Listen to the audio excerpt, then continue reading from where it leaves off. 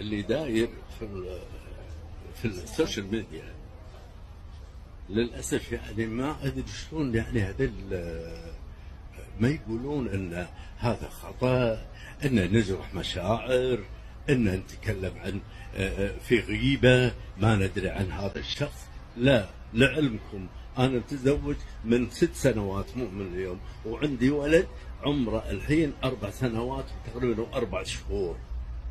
هذا الكل يدري عنه، اهل الكويت كلهم والفنانين كلهم، حتى اهلي يدرون. فهذا لكم الحين انا ارسله، بعدين ابي رد اعتبار يعني لي زوجتي والكلام الفاضي اللي قايلينه انه ساحره قربان والامور هذه اللي اي مسلم ما يؤمن فيها اصلا، وتستغلون السوشيال ميديا الامر هذا. صدقوني الله سبحانه وتعالى بيحاسبكم. وانا نشرت هالصور باذنك ولا من غير اذنك؟ لا، مسحتيهم باذني انا وصورتيهم باذني انا.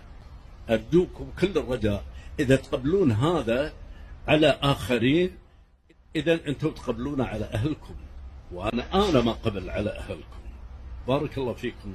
واتمنى تكون وصلت الرساله، لانه اي حد يبي يفرق بيني وبين ابو طلال الا الله سبحانه والموت، لاني احبه واحب التراب اللي يمشي عليه.